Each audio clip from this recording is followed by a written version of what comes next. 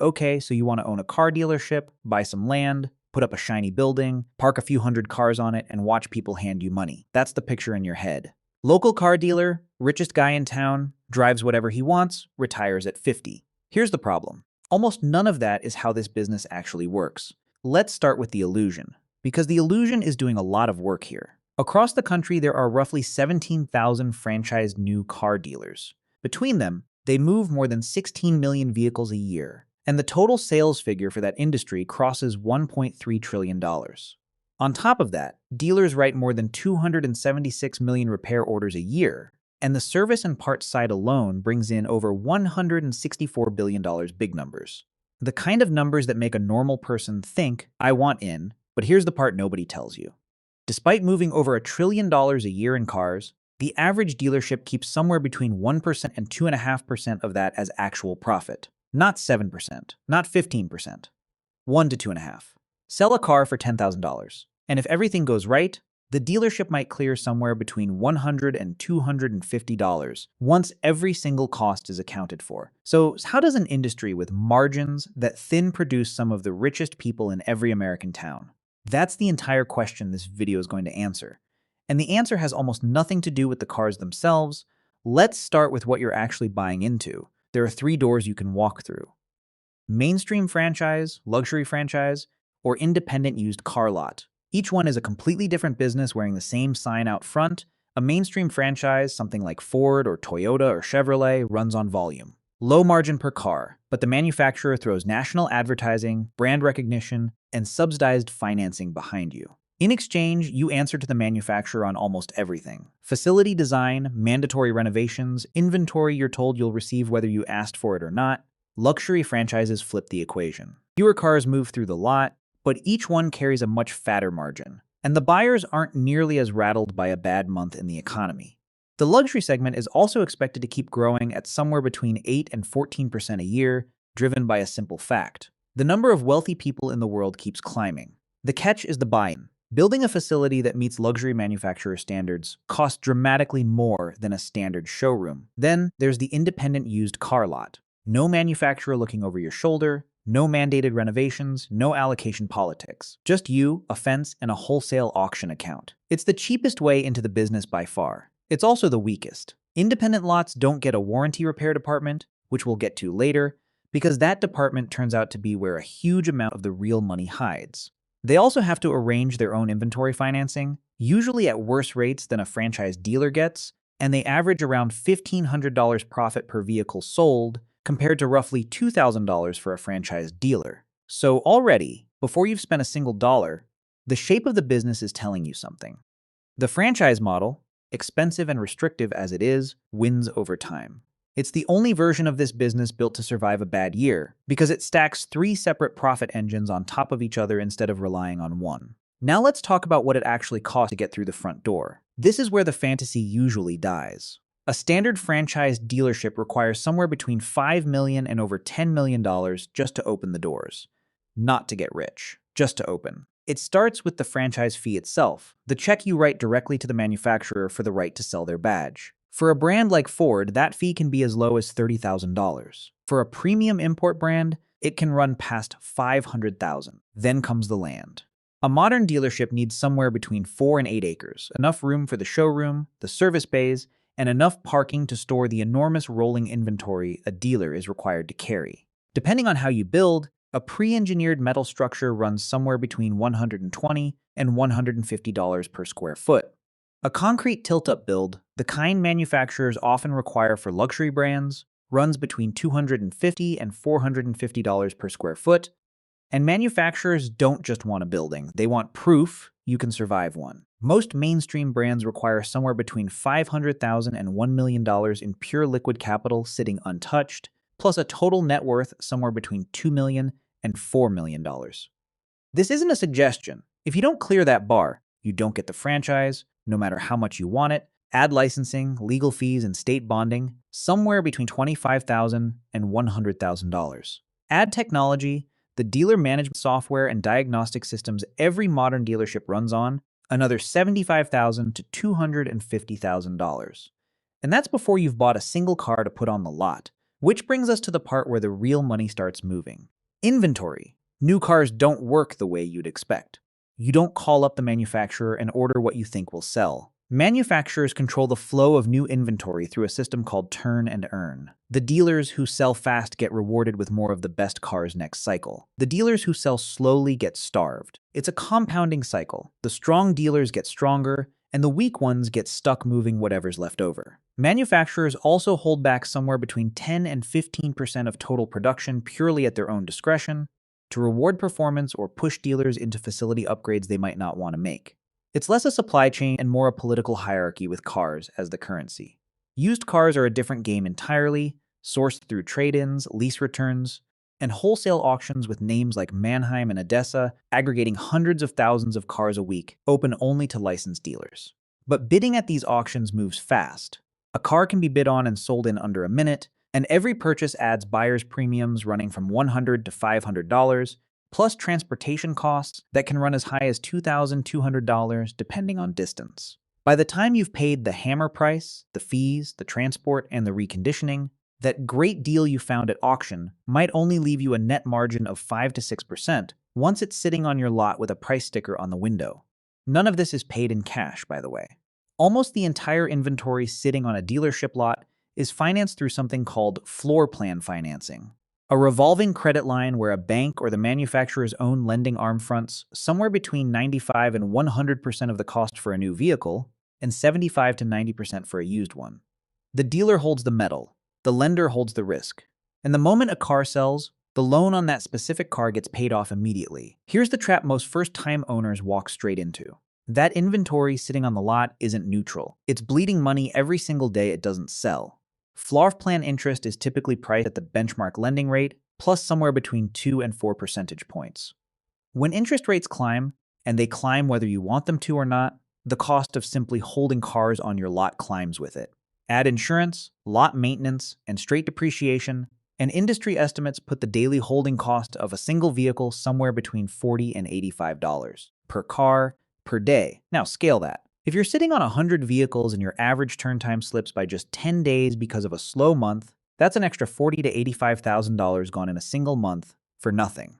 Not one extra dollar of revenue, just the cost of cars sitting still, and it gets worse the longer a car sits. Floor plan agreements usually include curtailment clauses. If a vehicle hasn't sold within 90 to 120 days, the lender forces you to start making principal payments out of your own pocket on a car you haven't sold yet. At that point, dealers are usually forced to slash the price just to get the thing off the lot before it becomes a bigger liability than it's worth. Sophisticated dealer groups fight back against this using an accounting method called last in first out, or LIFO. Under LIFO, the dealership assumes that the most recently purchased vehicle, usually the most expensive one due to inflation, is the first one counted as sold on paper. That inflates your cost of goods sold on the books, which shrinks your reported taxable profit. It's essentially an interest-free loan from the tax authorities, and for a large dealer group, it can defer hundreds of thousands of dollars in tax liability in a single year. It doesn't make the business more profitable. It just lets you keep more of the cash a little longer, so you've spent millions to open the doors. You're bleeding money on unsold inventory every single day. How does anyone make a living doing this? Here's where the whole picture flips, because the money isn't where you think it is. Everyone assumes the dealer makes their money on the sale of the car. That assumption is mostly wrong. The front-end margin, the profit on the actual metal, has been shrinking for years, thanks to the internet giving buyers instant access to invoice pricing and competing quotes. The average gross profit on a new vehicle sale recently dropped by around a third, down to roughly $2,247. Used cars offer a bit more room, generally somewhere between 12 and 15% gross margin, compared to around 7% on new. That's not nothing, but it's nowhere near enough to explain the wealth this industry produces. So where's the rest of it coming from? The finance and insurance office.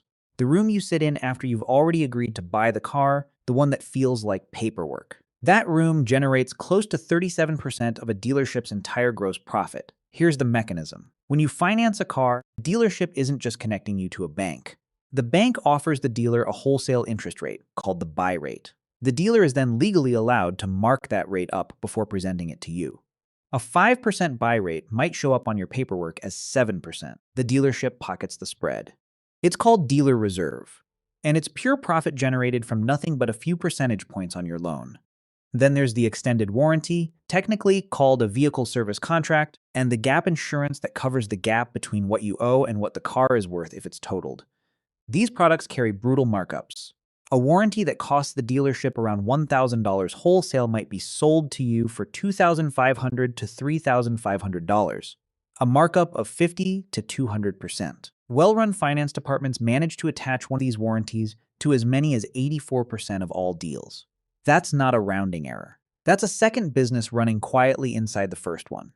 Now here's the trick almost nobody outside the industry has ever heard of. Some dealership owners don't just sell these warranty products for a one-time commission. They set up their own offshore reinsurance companies, often places like Turks and Caicos or Nevis, structured specifically to hold tax advantages. When you buy that warranty, the premium doesn't just vanish into the manufacturer's pocket, it gets routed into the dealer's own captive insurance company. If your car never breaks down, or breaks down for less than what you paid in premium, the dealer keeps the entire underwriting profit. And under certain tax provisions, that underwriting profit can be exempt from standard taxation up to an annual cap in the millions. The cash sitting in these captive companies doesn't sit idle either. It gets invested in stocks and bonds, quietly compounding in the background, completely separate from whatever happens on the actual sales floor. That's the real secret of this industry. The car is basically the bait. The financing office is where the business happens. But even the finance office isn't the most profitable room in the building. That title belongs somewhere you'd never expect. The service department. Vast operations, meaning service, parts, and the collision center, typically account for only somewhere between 10 and 15% of a dealership's total revenue. And yet that small slice generates roughly half of the dealership's entire gross profit, because the margins back there run between 45 and 50% on labor and parts. Compare that to the low single digits you get selling the car itself. Why does this matter so much? Because car sales are moody. They swing hard with interest rates, with consumer confidence, with the economy in general.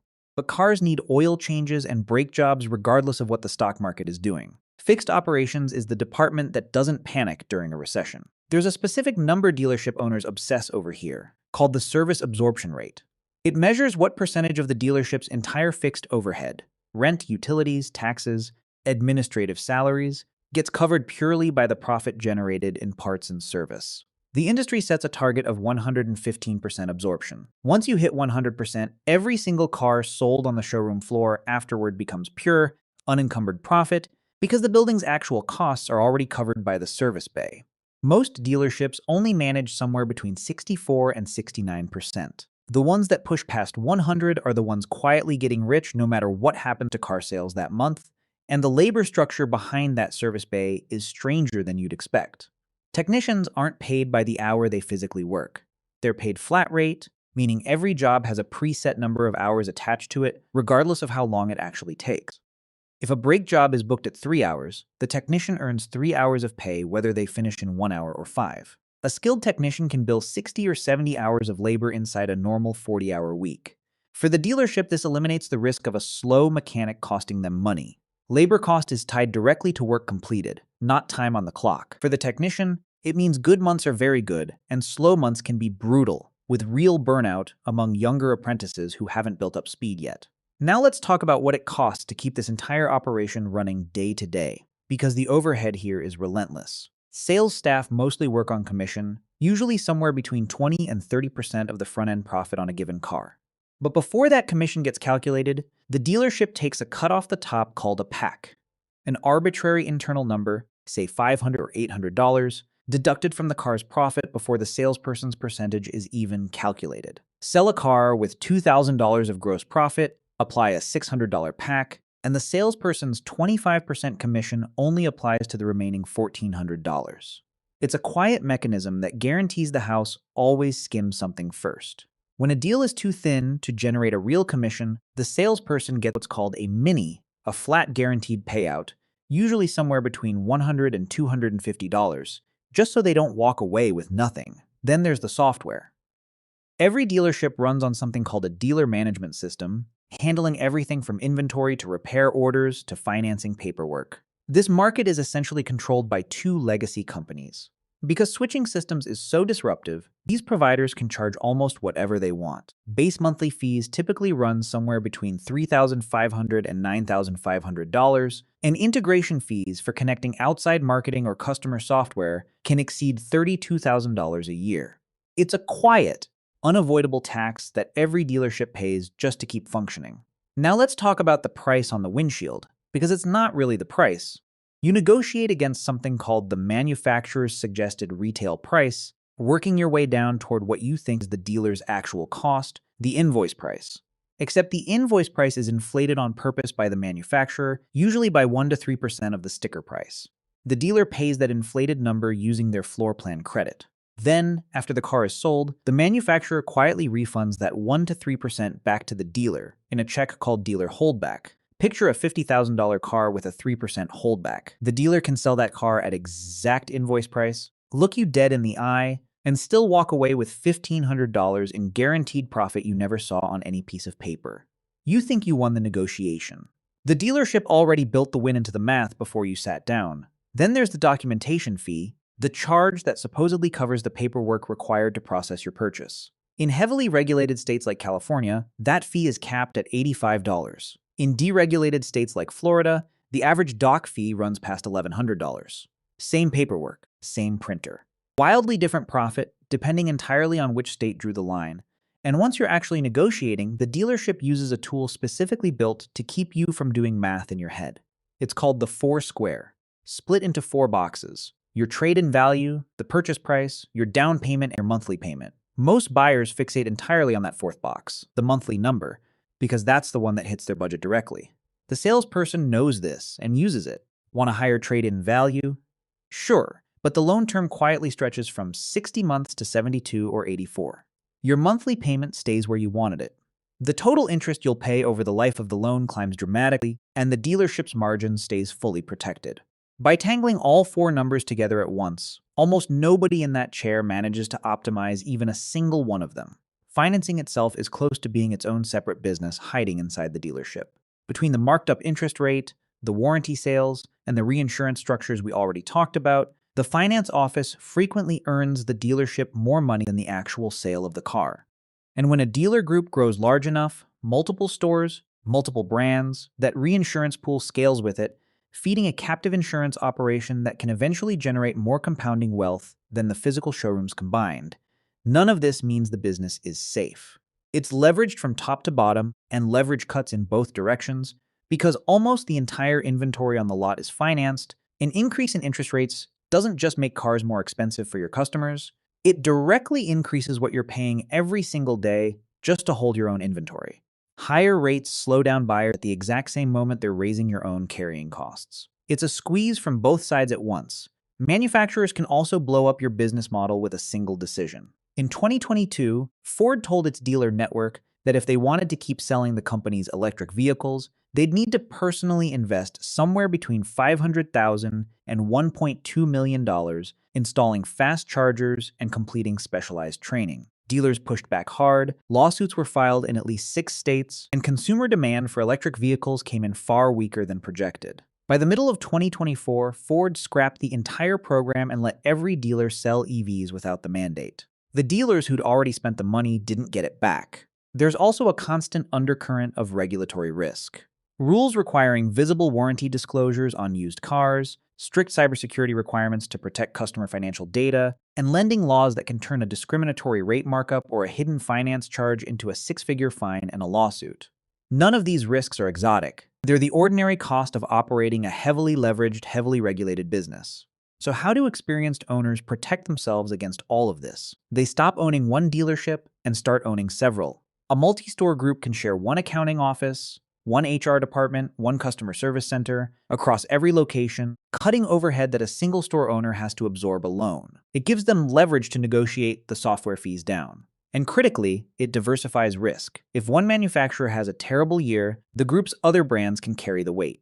Most importantly, it turbocharges the reinsurance model, because a group processing thousands of warranty contracts a month across multiple brands can feed a much larger captive insurance pool, generating investment returns that can eventually dwarf the profit of the actual showrooms. So, after all of that, what does a dealership actually make? The average franchise dealership pulls in close to $60 million a year in total sales and clears somewhere between 2 and 2.5% of that as net profit. The average front-end profit per vehicle sits around $2,000, and that number alone isn't close to enough. It has to be propped up by the finance office and the service department just to keep the lights on. The owner's official salary usually falls somewhere between $112,000 and $177,000 a year. That number looks almost ordinary, but it's a fraction of the real picture. Add distributions from dealership profit. Add rent, because many owners hold the actual land in a separate company and lease it back to their own dealership at a premium rate. Add dividends quietly flowing out of an offshore reinsurance company most customers will never know exists. Once all three of those layers stack together, total compensation for a successful owner routinely reach into the high six figures, and for the ones who expand into multiple stores, into the millions. So, is it worth it? This isn't a business for someone without serious capital, and it isn't passive income under any definition of the term. It demands millions of dollars in leveraged debt before you sell a single car, constant navigation through shifting regulations, and total dependence on decisions made by a manufacturer thousands of miles away who owes you nothing personally. You're managing technicians, running a high-pressure sales floor, negotiating wholesale logistics, and structuring offshore tax strategy, all inside the same building. But for the people who make it through that gauntlet, this turns out to be one of the most resilient business models in the entire economy. When new car sales freeze during a downturn, the service department keeps the business breathing. When front-end margins get squeezed by buyers with a phone full of competing quotes, the finance office and the holdback checks quietly cover the gap. The car on the showroom floor was never really the product. It was the entry point into a machine built to extract profit from every single stage of that vehicle's life, long after you've driven it off the lot.